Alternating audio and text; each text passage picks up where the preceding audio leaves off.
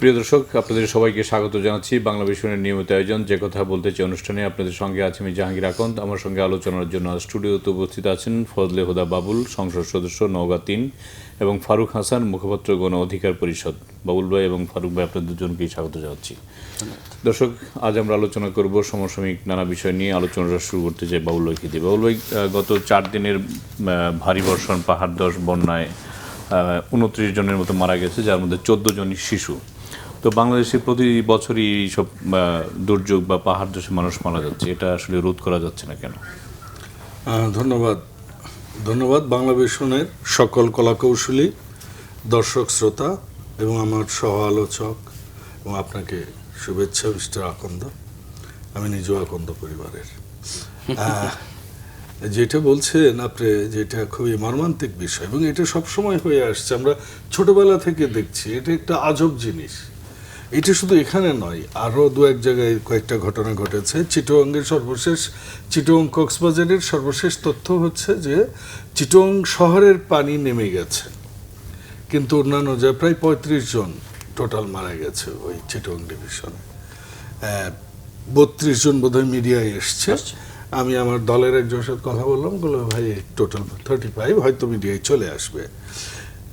এর বাইরেও কিন্তু এই যে অনেক দিন পর কিন্তু সমগ্র বাংলাদেশে এটা হয়েছে। এবার উত্তরাঞ্চলে আমি পরশুদিন বৃহস্পতিবারে সংসদ অধিবেশন শেষ করে ট্রেনে বাড়ি গেলাম, শুধু এইটাই যে প্রচুর বৃষ্টি, বীজতলা একদম নষ্ট, যেগুলা আমন বীজের যেটারে আমরা লোকাল ভাষায় বলি বিসন, মানে ধানের জন্য যে চারা লাগানো, এইটা শেষ।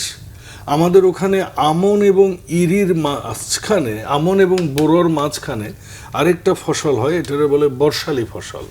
60-65 ডেজে এটা আউটপুট চলে আসে, বর্ষালি ধান।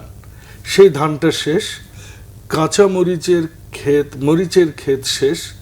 পটল, বেগুন অলমোস্ট জিরো। লাউ আমাদের ওখানে প্রচুর সাপ্লাই হয়, সেটাও শেষ। এগুলো দেখলাম, নেতাদের সাথে কথা বললাম, এবং বেশ কিছু মাটির বাড়ি ধসে গেছে। এবং আপনার যেটা গবাদি পশুদের যে খাবারের সমস্যা, এই সময়টায় যারা গবাদি পশু পালে, বিশেষ করে কৃষকেরা, কমার্শিয়াল ফার্মের কথা বলছে না, তারা ওই মাঠের আপনার বোরো কাটবার পর যে ধানের অবশিষ্ট থাকে, ওখান থেকে যে গাছ ওঠে আমন বুনবার বা আমন রোপণের আগ পর্যন্ত, ওই ঘাসটা দিয়ে তারা গরু এবং ছাগল তারা পালে, সেটাও শেষ। তো যে গবাদি পশু অনেক কষ্টে আছে। আর যেটা শুরু করলেন যে চিটং দিয়ে, তো এটা পাহাড় কাটার, যেটা মোস্ট ইম্পর্টেন্ট। আমরা দীর্ঘদিন থেকে এই সংস্কৃতিটা দেখছি। আমি আপনার এই জনপ্রিয় টেলিভিশনের মাধ্যমে আমি একজন সরকারি দলের সংসদ সদস্য হিসেবে আমি আপনাকে বলতে চাই, এটা নিয়ে আমরা রেজ করব ভয়েস, এবং যাতে করে পাহাড় অঞ্চলে এবং যারা অবৈধভাবে, বিশেষ করে আপনি জানেন যে পাহাড়ের ধারে যে পাহাড় কেটে যারা বাড়ি করে ছিন্নমূল মানুষেরা, এবং তারা অবশ্যই কোনো না কোনো রাজনৈতিক দলের কিংবা প্রশাসনের ছত্রছায়ায় ম্যানেজ করে তারা করে, এটা তো সম্পূর্ণভাবে বেআইনি। এবং তাদেরকে যেন বিভিন্ন জায়গায়, এটা সংসদে আলোচনা হয়েছে ইতিমধ্যে, এইটা গত বুধবারে আলোচনা হয়েছে সংসদে, যে আমরা যেন তাদেরকে যেসব সরকারের খাস জায়গা আছে সেখানে পুনর্বাসন করি এবং পাহাড়টাকে আমরা নিরাপদ রাখি। তাহলে আমার মনে হয় ভবিষ্যতে ভূমিধস থেকে বাঁচবো আমরা।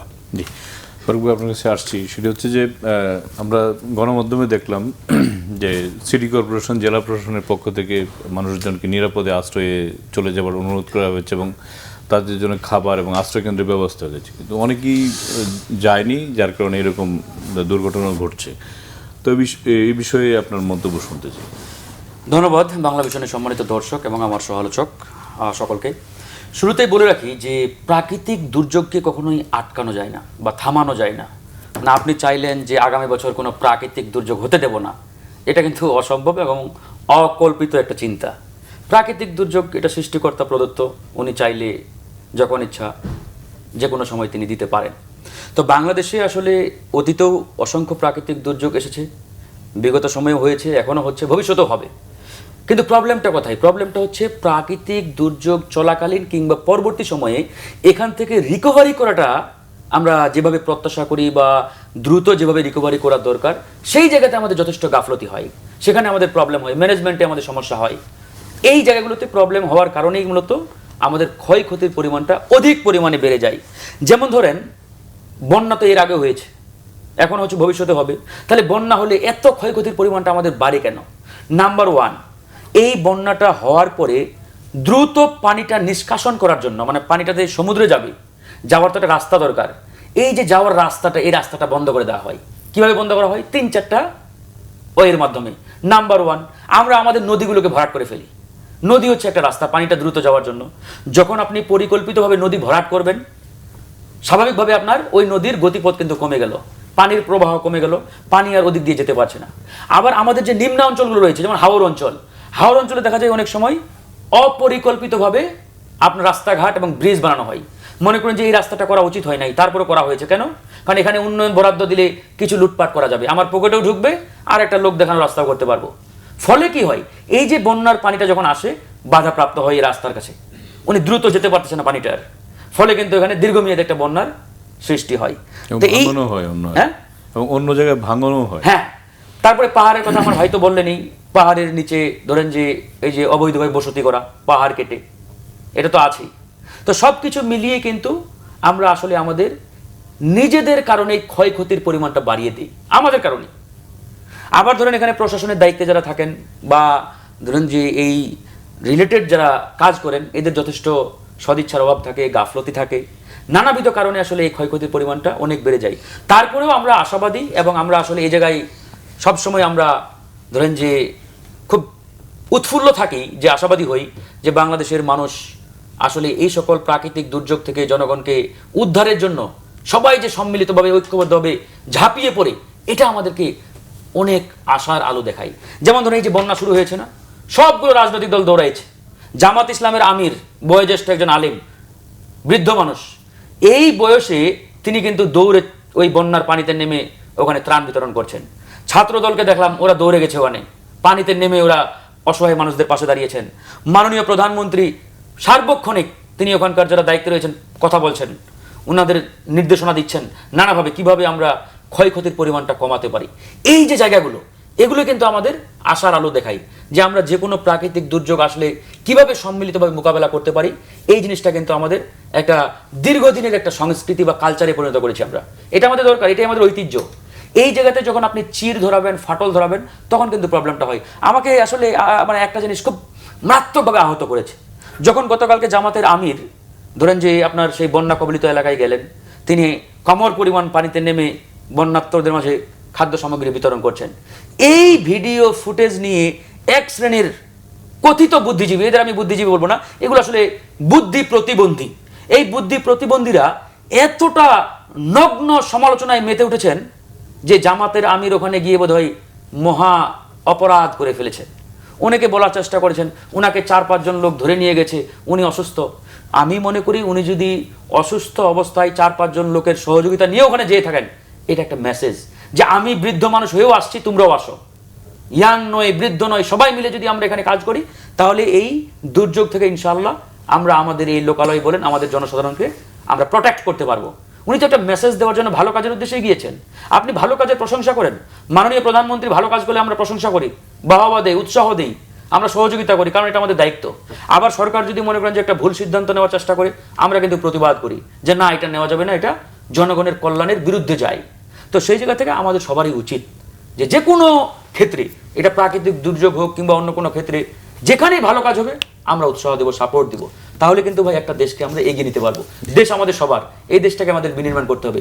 এই যে এখন বন্যা পরিস্থিতি অত্যন্ত নাজুক, আজকেও দেখলাম নিউজ কিছুক্ষণ আগে, আমরা দুজনেই উত্তরবঙ্গের মানুষ, আজকে কিছুক্ষণ আগে দেখলাম আবহাওয়া অফিস বলছে আগামী 2 থেকে 3 দিনের মধ্যে আমাদের রংপুর বিভাগের 4টা জেলা প্লাবিত হওয়ার সম্ভাবনা দেখা যাচ্ছে। রংপুর, ময়মনসিংহ, ইয়েস, খুব ভয়াবহ অবস্থা। কিন্তু এমনি ধরেন যে আমাদের চিটাগং অঞ্চল চলতেছে, এদিকে আবার হবিগঞ্জ, মৌলভীবাজার, তার উপরে যদি উত্তরা অঞ্চলে শুরু হয়, তাহলে কিন্তু এটা আমাদের জন্য একটা মারাত্মক বিপর্যয় ডেকে আনবে। তো এই জায়গাতে আমাদেরকে হবিগঞ্জে অলরেডি হবিগঞ্জে আপনাদের যে ইয়া নদী, কি নদী ওটা, খোয়াই নদী, ওটা তো ভয়াবহ অবস্থা, ব্রিজ ট্রিজ ভেঙে মনে করেন যে আমরা 5-6টা ইউনিয়নের অবস্থা খুব নাজেহাল। তো এই জায়গাগুলোতে আমাদের কাজ করতে হবে। তো আমরা ইনশাআল্লাহ চেষ্টা করছি সবাই মিলে, আশা করি খুব দ্রুত আমরা এখান থেকে রিকভারি করতে পারবো। জি ভাই, ফারুক ভাই বলছিলেন, আপনিও বলেছেন যে আবহাওয়ার যেই মানে রিপোর্ট আগামী 3 দিনের মধ্যে উত্তরাঞ্চল প্লাবিত হবে। তো এক্ষেত্রে এখন সরকার তো শুধু চট্টগ্রাম এদিকে নজর রাখছে, এখন ওদিকের জন্য বা পুরো পরিস্থিতির জন্য সরকারের কি করা উচিত? দেখুন, আপনার যখন হাত পুড়ে যাবে তখন আপনার ইমিডিয়েটলি আপনার বার্ন মলম লাগাতে হবে বা আপনার বার্ন ইউনিটের বা বার্ন ডক্টর দেখাতে হবে। কিন্তু বিষয় হচ্ছে কি যে আপনার হাত যেন না পড়ে, সেগুলোর যে প্রিভেন্টিভ মেজার সেটা জরুরি। আমাদের এখানে বন্যা হবে এটা খুব স্বাভাবিক। বাংলাদেশই হচ্ছে নদীমাতৃক দেশ, মৌসুমি আবহাওয়া আমরা ছোটবেলায় পড়েছি, মৌসুমি আবহাওয়ার প্রভাবে বৃষ্টি হবে, এটাও খুব স্বাভাবিক। যেটা বলেছেন সহ আলোচক ফারুক, সেটা হচ্ছে যে আমরা তো প্রকৃতিকে আসলে নিয়ন্ত্রণ করতে পারি না, প্রকৃতি প্রকৃতির মতো করে চলে। আর প্রকৃতিকে নিয়ন্ত্রণ করতে যাওয়াটাও ঠিক নয়, প্রকৃতিকে প্রকৃতির মতো করে আমরা চলতে দিইনি, এই জন্য আমাদের এই সমস্যাটা। আমরা প্রকৃতির সাথে সব সময় যুদ্ধে মেতে উঠেছি। আপনি দেখুন প্রত্যেকটা ক্ষেত্রে আপনি দেখবেন এই যে যেটা বন্যা হবে বাংলাদেশে, আমরা বে অফ বেঙ্গলের জাস্ট পাদদেশে পানি নামবে আমাদের উপর দিয়েই, এটা দীর্ঘদিন থেকেই এটা ছিল। কিন্তু আপনি দেখুন যে আমাদের নদীগুলোকে আসলে সংস্কার করা হয়েছে কিনা, নদীর ড্রেজিংয়ের একটা বড় মহোৎসব বিজনেস আমরা দেখেছি, কিন্তু দিন শেষে ওই বালি একটা জায়গায় থেকেই তোলা হয়, কিন্তু নদী খননের সময় যে বালিটা হয় এটা চারিদিক থেকে তুলে আমরা নদীর নাব্যটা তো আমাদের ঠিক করতে হবে। যে উদ্দেশ্য যদি বালির ব্যবসা হয় তাহলে কিন্তু ওই নদী খননটা কিন্তু তার নিজস্ব উদ্দেশ্যটা হারিয়ে ফেলে। এই জন্য আমরা খাল দেখেছি, খাল খননের কি অবস্থা গত 20 বছর, প্রায় অধিকাংশ খালগুলোই ভর্তি, জমির পানি নামতে পারে না, পানি জলবদ্ধতা হয়, ড্রেনেজ ব্যবস্থাগুলো আমরা নিজেদের মতো করে, আমার বাড়িটা এই জায়গায়, আমার এদিক দিয়ে পানি যায়, তো আমি এখানে উঁচু করে আমি বড় একটা আঙ্গিনা করে নিয়েছি, আমার প্রতিবেশীর পানিটা নামছে না, পানিটা কোথায় যাবে? সো পানির যে নিজস্ব গতি, যে নিম্নগামী হওয়া, এই গতিটা আমরা রোধ করছি। পরিকল্পিতভাবে আমরা যদি সবাই সবার স্বার্থ দেখে আমরা যদি এই কাজগুলো করি, যেমন খালগুলো সংস্কার করা, নদীগুলো সংস্কার করা, এবং পানি নিষ্কাশনের নিয়ন্ত্রণ করা যাচ্ছে না কেন? সরি, বালির ব্যবসা কেন নিয়ন্ত্রণ করা যাচ্ছে? হ্যাঁ, ওই জায়গাতেই আমি আসছি। তো কারণ এইটার যে এসওপি, যে স্ট্যান্ডার্ড অপারেটিং প্রসিডিউর, যে আপনার কন্ট্রাক্টের যে আপনার পয়েন্টসগুলো দেয়া থাকে, এগুলো আসলে মানা হয় না, এবং প্রশাসনও এর সাথে জড়িত। শুধু আপনার রাজনৈতিক দলকে যদি আপনারা দায়ী করেন, আমি সেটার সাথে একমত হব না, কারণ প্রশাসন এর সাথে সম্পূর্ণভাবে জড়িত। না হলে আমি যখন একজনকে অ্যাওয়ার্ড করছি যে ঠিক আছে এই নদীটা খনন হবে, তারপরেই কি দেখলাম ওখান থেকে বালি বিক্রি হচ্ছে, কিন্তু নদী খননের যে অপরাপর ইস্যুগুলা, এগুলো কিন্তু সেখানে মানা হচ্ছে না। তাহলে তাদেরকে বিল কেন দেওয়া হচ্ছে, আর এই বালি কিভাবে বিক্রি হচ্ছে এবং কোথায় হচ্ছে সেটা কেন দেখে না? এই জিনিসগুলো আমাদের এখানে শুধু প্রশাসন একা আমি বলছি না, রাজনৈতিক নেতৃবৃন্দ, প্রশাসন, স্থানীয় জনপ্রতিনিধিরা, সবাইকে আমাদের এই ড্রেনেজ ব্যবস্থা, নদী ব্যবস্থাপনা এবং খালের যে পানি নিষ্কাশনের যে ব্যবস্থাগুলো, অধিকাংশ আমাদের এলাকায় আমরা বিল বলি, ছোট ছোট জায়গাগুলো, হাওয়ার না বিল, এই বিলের পানি বের হতে আর পারে না এখন।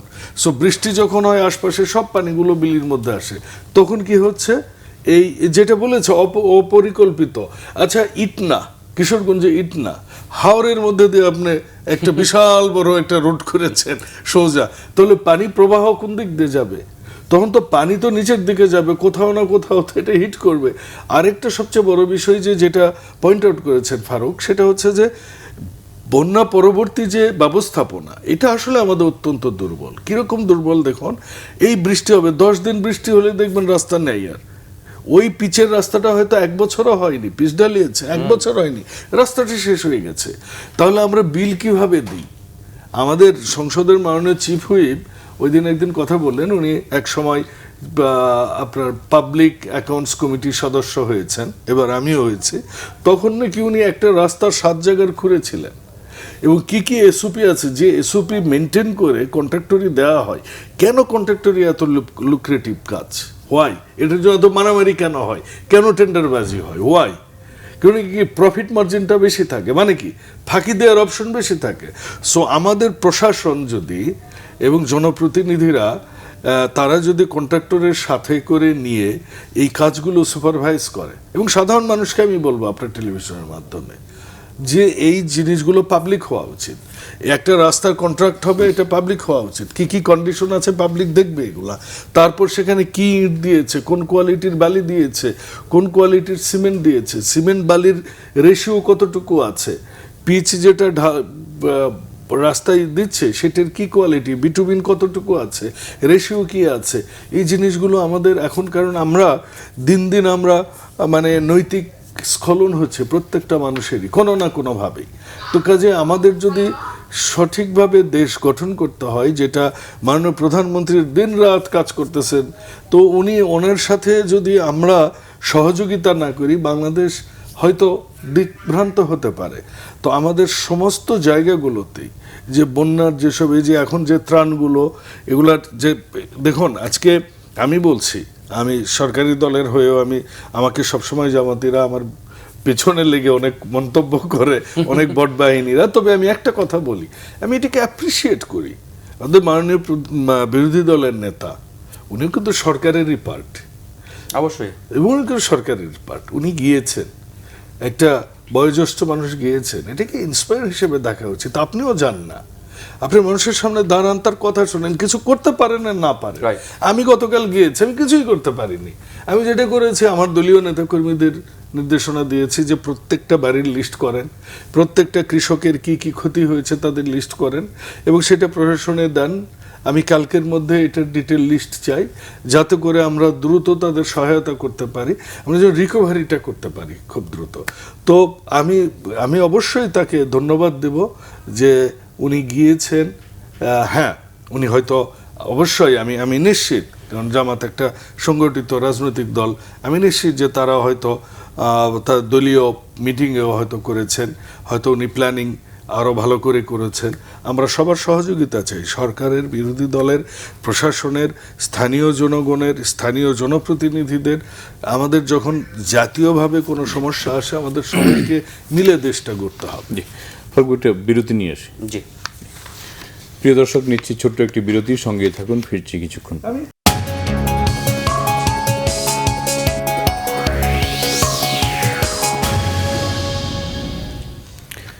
প্রিয় দর্শক, আবারও স্বাগত জানাচ্ছি যে কথা বলতে যে অনুষ্ঠানে ফিরছি আলোচনা, যাচ্ছি ফারুক ভাইয়ের কাছে। ফারুক ভাই, আমরা বন্যা প্রাকৃতিক দুর্যোগ নিয়ে আলোচনা করছিলাম, তো আমরা পাহাড় কাটা নিয়ে কথা বলছিলাম। তো আমরা দেখি যে সারা বছরই আপনার গণমাধ্যমে নিউজ আছে যে পাহাড় কাটা হচ্ছে বা উজাড় করা হচ্ছে, কিন্তু প্রশাসন কি, আপনার কি মনে হয় যে খুব বেশি তৎপর?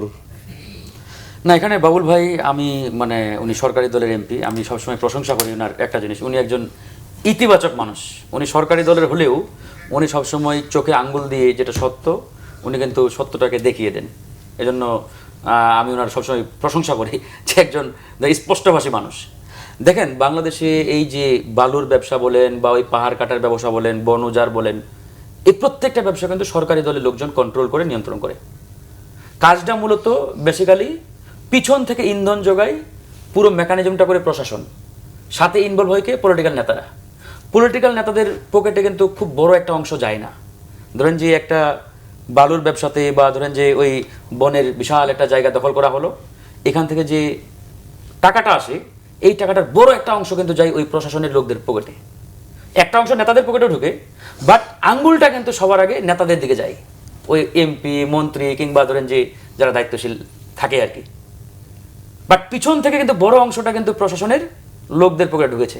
এটা আমরা অনেকে বলতে চাই না, অনেকে জানিও না, আমরা নেতাদের গালি দেই। হ্যাঁ, নেতারা ধরেন যে সবাই তো আর ভালো না, অনেকেই করে কাজগুলো, কিন্তু নেতাদের থেকে আমি মনে করি যারা এই প্রশাসন যন্ত্রে দুষ্ট লোক আছে, এরা আরো ভয়ঙ্কর।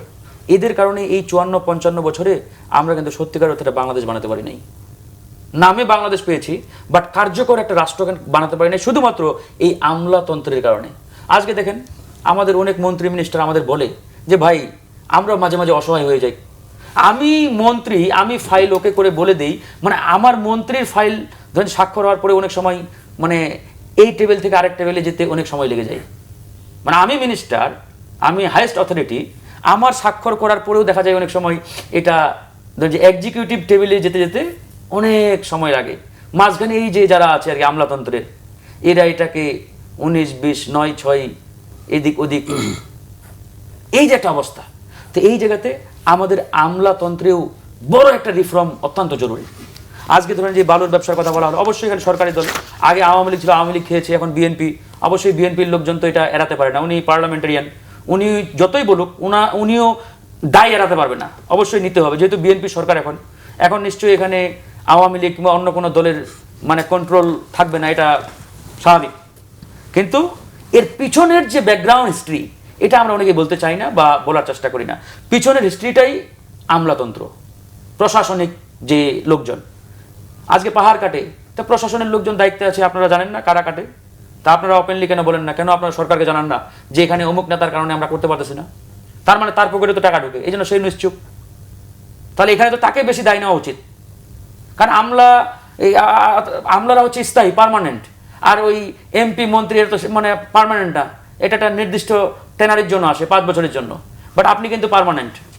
তো সুতরাং আপনার মানে দায়টা এখানে আমি মনে করি আরো বেশি হওয়া উচিত। এই জায়গাতে আমাদের আসলে আরো কাজ করা দরকার। আমাদের এই আমলাতন্ত্রের প্রত্যেকটা জায়গায় টপ টু বটম আমি মনে করি উপজেলা লেভেল থেকে একবারে সচিবালয় পর্যন্ত আমাদের সংস্কার জরুরি, রিফর্ম জরুরি। গণঅভ্যুত্থানের পরে আমাদের একটা প্রত্যাশা ছিল যে আমরা আসলে এই আমলাতন্ত্রে একটা রিফর্ম আনতে পারবো, কিন্তু গণঅভ্যুত্থান পরবর্তী সময়ে যারা ক্ষমতার মাখনে বসলেন বা মাখন খাওয়া শুরু করলেন, আমাদের এই ছাত্র প্রতিনিধিরা, আমাদের ছাত্র ভাইরা, তারা বেমালুম এই জিনিসটাকে ভুলে গিয়ে বরং এই আমলাতন্ত্রটাকে আরো বেশি দুর্নীতিপরায়ণ করে ফেলেছে। একটা বদলি করতে গিয়ে কোটি কোটি টাকার বাণিজ্য হয়েছে, একে অমুক জায়গায় দিতে গিয়ে এখানে ব্যাপক লুটপাট হয়েছে। এই কাজগুলো করতে গিয়ে আমলাতন্ত্রটা আজকে সত্যি এটা আসলে বিগত সময়ে এরকম ছিল না। এখন আপনি চিন্তাই করতে পারবেন না, সচিবালয়ে ঢুকেন মানে বদলির তদবির, মন্ত্রীরা তো প্রকাশ্যেই বলে, একদিন সম্ভবত মির্জা ফখরুল সাহেব নিজেই বললেন যে সকাল থেকে শুরু হয় বিকাল না সন্ধ্যা 7টা 8টা পর্যন্ত খালি তদবির আর তদবির, নিজে বলেছে।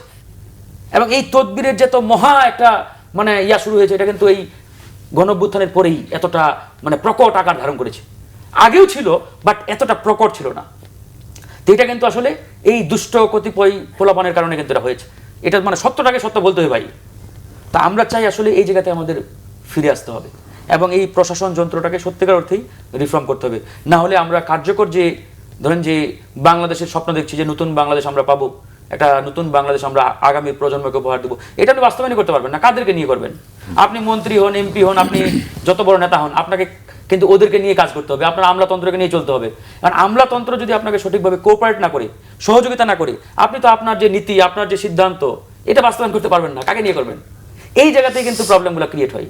তো যাই হোক, তারপরেও যেহেতু আমরা গণতান্ত্রিক বাংলাদেশে বসবাস করি, গণতান্ত্রিক সরকার, জনগণের ভোটে নির্বাচিত সরকার, যা কিছুই ঘটুক সবার আগে আঙুলটা সরকারের দিকে যাবে, সরকারের দায়িত্বশীল ব্যক্তিদের দিকে যাবে।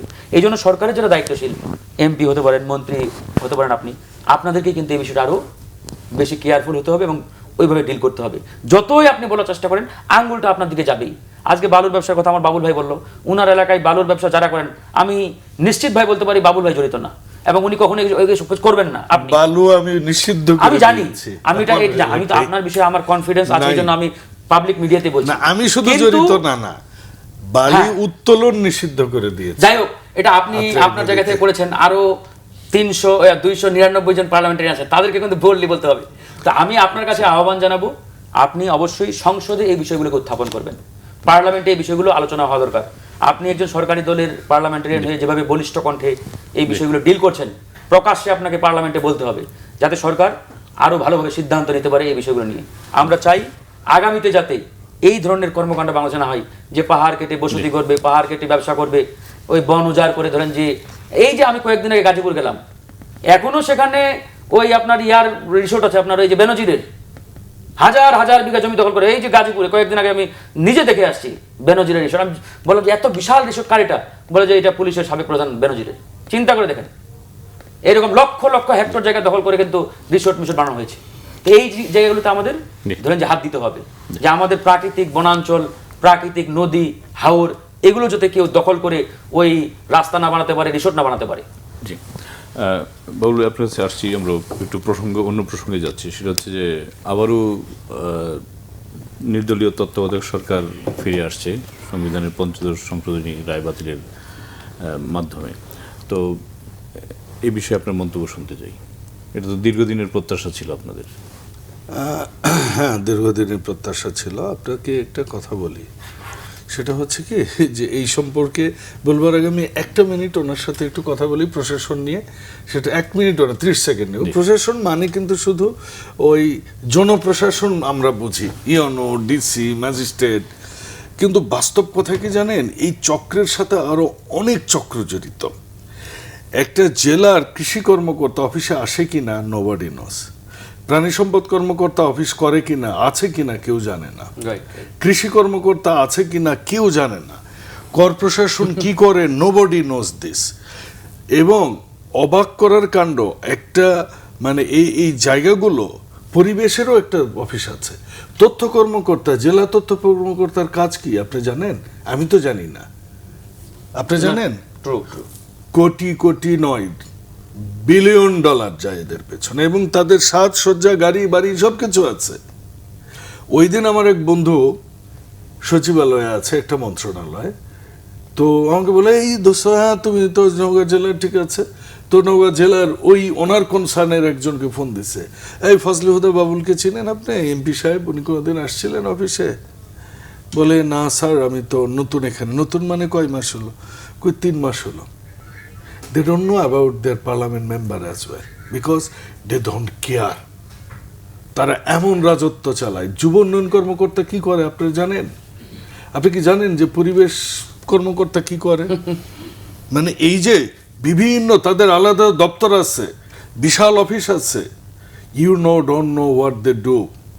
একটাও কি আজ পর্যন্ত কোনো সড়ক জনপথের কোন সচিবের ফাঁসি হয়েছে যে অমুক রাস্তাটা করেছে, ওই ব্রিজটা পড়ে গেছে, এই জন্য এতগুলা লোক মারা গেছে? হয়নি। সো আমরা প্রশাসন বলতে শুধু যে, বরঞ্চ ইওনো, ডিসি এরা কিন্তু রাত দিন কাজ করে, ওদেরকে সজাগ থাকতে হয়।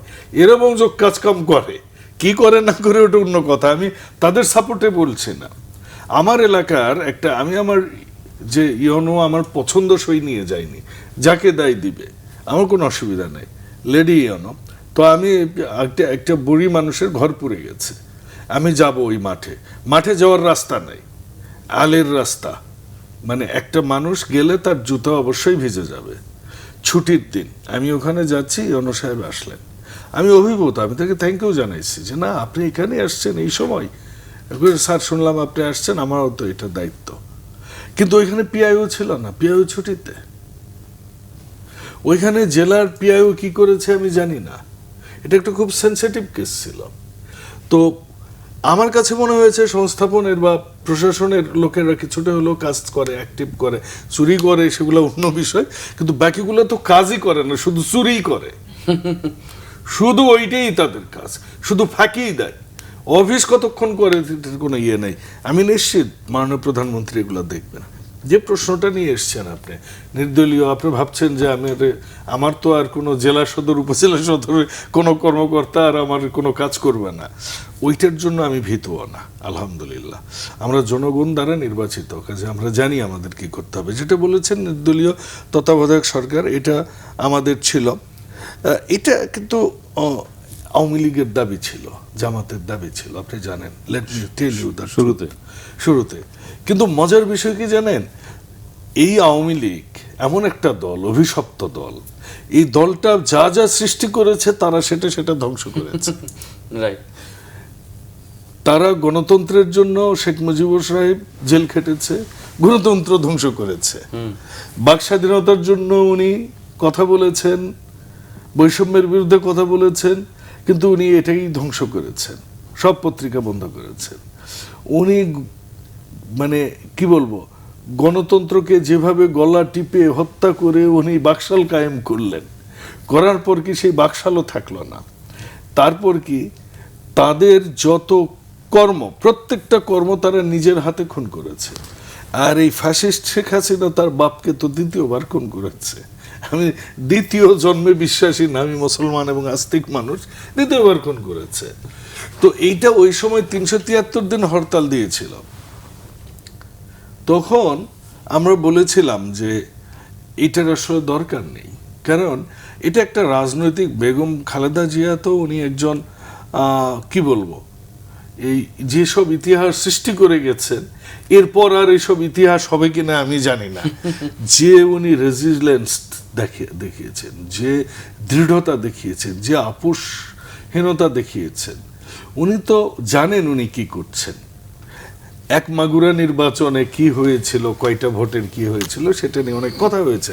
তো ম্যাডাম বলেছিলেন একটা কথা, যে পাগল আর শিশু ছাড়া কেউ নিরপেক্ষ নয়। Let's tell the all the people know the. আপনি ভাবতে পারেন আমি আমার দলের বিরুদ্ধে বলছি, আমার দল এটাতে স্ট্যান্ড করে সত্য কথা বলাই। এবং ম্যাডামের ওই কথাটাই তো ঠিক ছিল, বাংলাদেশে কেউ নিরপেক্ষ নয়, প্রফেশনাল হইলি। কিন্তু এটা একটা রাজনৈতিক দল হিসেবে বা একটা দেশের রাজনীতিবিদদের এটা ব্যর্থতা যে আমরা নিজের স্বার্থের বাইরে যেতে পারিনি, সকলের ক্ষেত্রে আমি বলছি। তাহলে তো এটার প্রয়োজন ছিল না। এখন যেহেতু আমাদের সংস্কৃতি খারাপ হয়ে গেছে, আমাদের নৈতিকতা শেষ হয়ে গেছে, সমাজ নষ্ট হয়ে গেছে, ধর্ম নিয়ে 100 রকমের আমাদের মতবাদ চলে এসছে। 92% মুসলমান দেশের ধর্মের মতবাদ আছে 92টা, এবং এক পীর আরেক পীরের বিরুদ্ধে বলে, মানে এটা একটা হযবরল দেশ হয়ে গেছে। এখানে আসলেও যতটুকু সম্ভব নিরপেক্ষ মানুষদেরকে দিয়েই একটা সরকার হয়েছে, এটা আমাদের জন্য একটা খুবই সুখকর বিষয়। অন্তত আগামী 20-30 বছর আমরা যদি ডেমোক্রেসিটা ট্রায়াল অ্যান্ড এরর বেসিসে এইভাবে আগামীতে নিয়ে যেতে পারি, বাংলাদেশ যখন মনে হবে যে না আমরা সত্যিই মানে একটা আমাদের নিজস্ব স্তর তৈরি হয়েছে, আমরা তখন হয়তো বা আবার অন্য জায়গায় যাব। বাট এই ততদিন পর্যন্ত আমাদের এইটা ছাড়া দ্বিতীয় কোনো বেটার অল্টারনেটিভ আমাদের কাছে আসেনি। ফারুক ভাই, এই পঞ্চদশ সংশোধনী বাতিলের ফলে আপনার নির্দলীয় তত্ত্বাবধায়ক সরকার এবং গণভোট দুটি বিধানই ফিরেছে, এবং আইনমন্ত্রী বলেছেন যে আগামী জাতীয় নির্বাচন নির্দলীয় সরকার ব্যবস্থার অধীনে হবে। তো মূল তো ধরেন নির্দলীয় তত্ত্বাবধায়ক সরকার কীভাবে গঠন হবে সে বিষয়টি আপনার অনেকটাই নির্ভর করে সুষ্ঠু নির্বাচন কিংবা রাজনৈতিক স্থিতিশীল অনেক কিছু। এই বিষয়ে আপনার মন্তব্য শুনতে চাই। ধন্যবাদ আপনাকে। তার আগে আমি একটা জিনিস তখন বলার সময় পাই নাই, আমি বাবুল ভাইয়ের মাধ্যমে এটা সরকারের কাছে আহ্বান জানাচ্ছি। মানে আপনারা যদি এটা পার্লামেন্টে তুলেন এবং এরকম একটা আইন পাশ করা যায় যে প্রত্যেকটা উন্নয়নমূলক কাজের, সেটা রাস্তা হোক, ব্রিজ হোক, কালভার্ট হোক, এই যে এসওপি, যেটা এই এসওপিটা যাতে কাজ শুরু হওয়ার আগেই, মানে উদ্বোধনের দিনেই ওই রাস্তার পাশে সাইনবোর্ড আকারে টেঙে দেওয়া হয় যে এই রাস্তাতে ধরেন যে বিটুমিন কতটুকু লাগবে, কোনটা কতটুকু, এই ডিটেলস যখন রাস্তার পাশে ঝুলানো থাকবে, জনগণ কিন্তু বুঝবে। তখন কোনো কন্ট্রাক্টর কিংবা ধরেন যে যারা জড়িত এখানে ওই কাজে ইনভলভ, এরা যদি চুরি করার চেষ্টা করে, জনগণই কিন্তু তাদেরকে ধোলাই দেবে তখন। তা আমি মনে করি এই বিষয়ে পরিষ্কার আপনাদের পার্লামেন্টে একটা আইন করে যদি এটা করা যায় বোধহয় ভালো হয়। আইন আছে কিনা আমি জানি না, আমি আশা করবো বাবুল ভাই এটা পার্লামেন্টে অবশ্যই আপনি তুলবেন আগামী অধিবেশনে, এই জিনিসটা অবশ্যই, তো এটা আমাদের দরকার। এরপরে আপনি যেটা বললেন পঞ্চদশ সংশোধনী যে রায়, এটা আমাদের দীর্ঘ বহুল প্রতীক্ষিত একটা রায়, এবং এই রায়ের মাধ্যমে আমি মনে করি আমরা যেটার জন্য দীর্ঘদিন অপেক্ষা করেছি, লড়াই করেছি, সংগ্রাম করেছি, মহামান্য সুপ্রিম কোর্টের মধ্য দিয়ে সেটা ফিরে আসছে। আমরা অবশ্যই সরকারকেও ধন্যবাদ জানাই, আমরা কোর্টকেও ধন্যবাদ জানাই, যদিও কোর্টের এটা কাজ। একই সাথে দেখেন এই যে আজকে তত্ত্বাবধায়ক সরকার ব্যবস্থা এত আলোচনায় কেন? কারণ বাংলাদেশে রাজনৈতিক দলগুলোর মধ্যে ট্রাস্টের ব্যাপক অভাব। আমরা এক দল আরেক দলের উপরে ট্রাস্ট রাখতে পারি না, আস্থা রাখতে পারি না। এই যে একটা আস্থাহীনতা, এই আস্থাহীনতার কারণেই কিন্তু এই তত্ত্বাবধায়ক নামক নতুন যে সরকার ব্যবস্থা, এটার উৎপত্তি। যদি আমাদের এক দল আরেক দলের উপরে আস্থা থাকতো তাহলে কিন্তু এই তত্ত্বাবধায়ক তত্ত্ব কিচ্ছু লাগতো না। স্বাভাবিকভাবে আপনি ক্ষমতায় আছেন, নির্বাচন দিয়ে জনগণ ভোট দিলে আসবেন, না হলে চলে যাবেন। কিন্তু আমরা ক্ষমতায় থাকার পরে, মেয়াদ শেষ হওয়ার পরে আমরা আবার কেমনে ক্ষমতায় আসতে পারবো বা চেয়ার ধরে রাখবো, এই চিন্তায় মগ্ন থাকি। এই কারণেই এই তত্ত্বাবধায়ক। এখন এটা মহামান্য সুপ্রিম কোর্ট রায় দিয়েছে, পঞ্চদশ সংশোধনী বাতিলের মধ্য দিয়ে কেয়ারটেকার ফিরে আসছে, গণভোটে ফিরে আসছে। গণভোটও আমাদের সংবিধানে ছিল না, এখনো গণভোটও আসছে। আগামীতে হয়তো সাংবিধানিকভাবে গণভোট ভবিষ্যতে প্রয়োজন হলে হবে। এখন বাকি যে কাজগুলো, ফরমেশন কিভাবে হবে, কারা আসবে, কেয়ারটেকারের প্রধান কে হবে, এগুলো পার্লামেন্টে আলোচনা করে আইন করার কথা বলা হয়েছে। তো এখন যেহেতু সংসদে যারা দায়িত্বে আছেন, সরকারি দল, বিরোধী দল, আমি মনে করি উভয় আলোচনা সাপেক্ষে ইনশাল্লাহ সুন্দর কিছু ধরেন যে নীতিমালা তারা প্রণয়ন করবেন পার্লামেন্টে আইন পাশের মধ্য দিয়ে, এবং এটা আমাদের সবারই দরকার, সবারই প্রয়োজন। আমরা তো আসলে 5 বছর পর পর চাই না যে এই নির্বাচন নিয়ে জটিলতা তৈরি হোক, হানাহানি হোক, হরতাল মারামারি, রাজপথে আন্দোলন, মানুষের জীবন দেওয়া, রক্তপাত, এগুলো তো দেখতে দেখতে বিরক্ত। আর কত দেখবো ভাই? এই জন্য একটা পরিবর্তনের সুযোগ আসছে। আমি আশা করি বর্তমান সরকারি দল যারা আছে, বিএনপির নেতৃত্বাধীন, তারা অবশ্যই এই বিষয়টাতে ভালোভাবে ফোকাস দিয়ে ইনশাআল্লাহ এটা বাস্তবায়ন করবে। এখানে যদি ধরেন যে কোনো ধরনের আপনার ভিন্ন কোনো চিন্তা থাকে, তাহলে কিন্তু আবার জটিলতা তৈরি হবে ভবিষ্যতে। তো আমরা আশা করি ওই দিকে বা ওই পথের কোনো চিন্তা বর্তমান সরকারের নেই। তারা যেহেতু নিজেরাই এই রায়কে সাধুবাদ জানিয়েছে এবং মাননীয় প্রধান আপনার আইনমন্ত্রী বলেছেন যে আগামী নির্বাচন কেয়ারটেকার সরকারের আন্ডারে হবে, তার মানে তারা কিন্তু পরিষ্কার এবং ফ্রেশ যে আগামী ইলেকশন কেয়ারটেকার আন্ডারে হবে। তাদের মধ্যে যদি ন্যূনতম এখানে জটিলতা থাকতো বা ভিন্ন কোনো উদ্দেশ্য থাকতো, তারা কিন্তু এই রায় নিয়ে ধরেন যে একটু পেঁচিয়ে কথা বলতেন বা ধরেন যে ঘুরিয়ে পেঁচিয়ে বলার চেষ্টা করতেন। তো সরকারের পক্ষ থেকে আমরা এখন পর্যন্ত কোনো ঘুরিয়ে পেঁচিয়ে বক্তব্য শুনি নাই। তারা স্ট্রেট ফরওয়ার্ড, বিরোধী দল দুই পক্ষই উভয়ে মানে এই রায়কে সাধুবাদ জানিয়েছেন এবং ধন্যবাদ জানিয়েছেন, তারা স্বাগত জানিয়েছেন। তা আমরাও আসলে এই রায়কে স্বাগত জানাই এবং এটা একটা যুগান্তকারী রায়। এই মুহূর্তে এটা প্রয়োজন ছিল এবং ইনশাআল্লাহ আমরা আশা করি আগামীতে অবশ্যই আমরা এই কেয়ারটেকারের মধ্য দিয়ে আমরা একটা স্থায়ী নির্বাচনী ব্যবস্থা আমরা বাংলাদেশে পাবো। আমরা 5 বছর পর পর কিভাবে নির্বাচন হবে, কার অধীনে হবে, এই রকম আলোচনা আর দেখতে চাই না। একবারে ফাইনাল। আমি মনে করি আমাদের নির্বাচন কবে হবে এইটাও একটা চূড়ান্ত মানে ওই আমেরিকার মতো একটা সিস্টেম করা উচিত যে 5 বছর পরে অমুক দিনে নির্বাচন। তাহলে দেখবেন যে এই নির্বাচনের তারিখ নিয়ে অমুক নিয়ে আন্দোলন কোনো দরকার নেই। আমেরিকায় সবাই জানে যে 4 বছর পরে আপনার ওই অমুক তারিখে নির্বাচন ফিক্সড। জনগণ মনে হয় ক্লান্ত বিরক্ত এসব নিয়ে। না, আন্দোলন আর কত করবে মানুষ? এই যে ভাই 71-এর পর থেকে যে জীবন দেওয়া শুরু হয়েছে মানুষের, আন্দোলন সংগ্রাম, সবাই তো বিরক্ত। আর কত দিবেন? আরেকটা বিষয় এখানে শেষ করি। এই যে শেখ হাসিনা বাংলাদেশে ফিরে আসবেন এরকম একটা আলোচনা ইতিমধ্যে ব্যাপকভাবে চাওয়ার। তিনি রয়টার্সে একটা সাক্ষাৎকার দিয়েছেন, আগামী ডিসেম্বরে নাকি তিনি দেশে আসছেন, এরকম একটা আলোচনা ব্যাপকভাবে। আমার আসলে এখানে ধরেন মানে আমি চিন্তা করি যে শেখ হাসিনা একটা বক্তব্য দিলে বা কথা বললে বাংলাদেশের মিডিয়াগুলো হুলস্থুলভাবে মানে এটাকে কে আগে প্রচার করবে, কে কতটা রং চং লাগিয়ে এটাকে জনগণের সামনে উপস্থাপন করবে, একটা মহা মনে করেন যে প্রতিযোগিতা শুরু হয়ে যায়। মানে আমি চিন্তা করতে পারি না যে এত আগ্রহ কেন ভাই? মানে এই মিডিয়াগুলো আসলে এখনো কি ওই পুরাতন প্রেম ভুলতে পারছেন না? না না, আমার পরিষ্কার কথা শুনেন, শেখ হাসিনা ফিরবে কিনা আমি জানি না, তবে তিনি ফিরলে সরাসরি তাকে একবারে বিচারের কাঠগড়ায় দাঁড়াতে হবে। একবার পরিষ্কার কথা। ওই ইরান থেকে পালিয়ে যাওয়া ওই রেজা পাহলভি, সেও কিন্তু এরকম ঘোষণা দিয়েছিল 40 বার ঘোষণা দিয়েছিল যে ইরানে ফিরবে, ফিরতে পারে না আজও। তো উনিও ঘোষণা দিয়েছেন, আমরা দেখতেছি। তো এখন দেখেন মিডিয়ার কথা এই জন্যই বললাম, আজকে এখানে বিএনপির পার্লামেন্টারিয়ান আছেন, উনার উদ্দেশ্যে আমার 3টা কথা। তথ্য মন্ত্রণালয় থেকে বিবৃতি দেওয়া হয়েছে গতকালকে, দিয়েছে না না, এই বিবৃতি যথেষ্ট দুর্বল একটা বিবৃতিটা আমি দেখলাম নিউজটা আপনি বলার পরে আমার মনে হয়েছে সরকার অনুরোধ জানিয়েছেন গণমাধ্যমগুলোকে। সরকার অনুরোধ জানাবে কেন? সরকার দেবে নির্দেশনা, সরকার নির্দেশনা দেবে, সরকার কখনো অনুরোধ জানাবে না। কারণ যারা পার্লামেন্টে আইনের মধ্য দিয়ে নিষিদ্ধ, এটা কিন্তু ধরেন যে কোনো নির্বাহী আদেশ না, মৌখিক কোনো আইনের মধ্য দিয়ে না, পার্লামেন্টে মানে একটা নির্বাচিত সংসদে আইনের মধ্য দিয়ে যারা নিষিদ্ধ তাদের বক্তব্য আপনি কেন প্রচার করবেন? সুতরাং সরকারের এখানে পরিষ্কারভাবে নির্দেশনা জারি করা দরকার ছিল যে যারা পার্লামেন্ট কর্তৃক নিষিদ্ধ, বাংলাদেশে অনেক নিষিদ্ধ ঘোষিত সংগঠন আছে না, উগ্রবাদী সংগঠন, জঙ্গি সংগঠন, যারা আইনের মাধ্যমে নিষিদ্ধ, আপনি কি ওদের কোনো নিউজ প্রচার করতে পারবেন? পারলে এখনই মামলা হবেন। আপনি তাদের একটা নিউজ প্রচার করবেন, আপনার নামে মামলা হয়ে যাবে। তাহলে আপনি তাদের নিউজ প্রচার করতে পারছেন না, অথচ আপনি এই জায়গাতে অনেক উদার কেন ভাই? সুতরাং সরকারকে আরো এই জায়গায় কঠোর হওয়া উচিত। সরকারের আমরা অনুরোধ দেখতে চাই না, আমরা নির্দেশনা দেখতে চাই। বাবুল ভাইয়ের প্রতি আমার 3টা আহ্বান। উনি যেহেতু সরকারি দলের সংসদ সদস্য, সরকারের 3টা জায়গায় চরম দুর্বলতা আছে, চরমভাবে। এবং আমি মনে করি বর্তমান বিএনপি সরকার ইতিহাসের সবচাইতে ব্যাপক একটা জনসমর্থন এনজয় করছেন।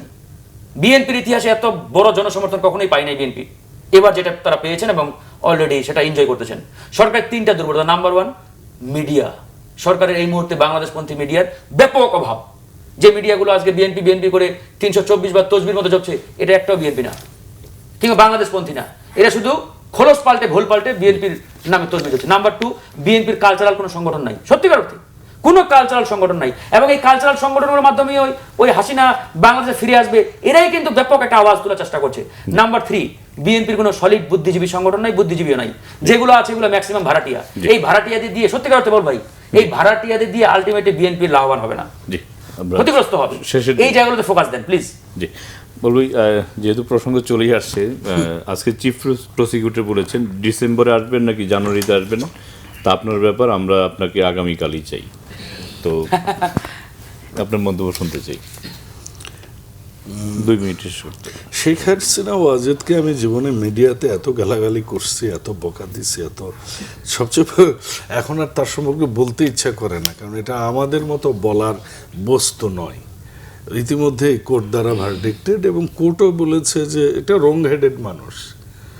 আমরা ওই যেটা বলেছেন উনি, যে আসলেও মিডিয়া একটু ওইটাতে একটু পুলকিত হয়, পুলকিত না বলে আমি বলবো পুলকিত হয় মিডিয়া ওই নামটা পেলে।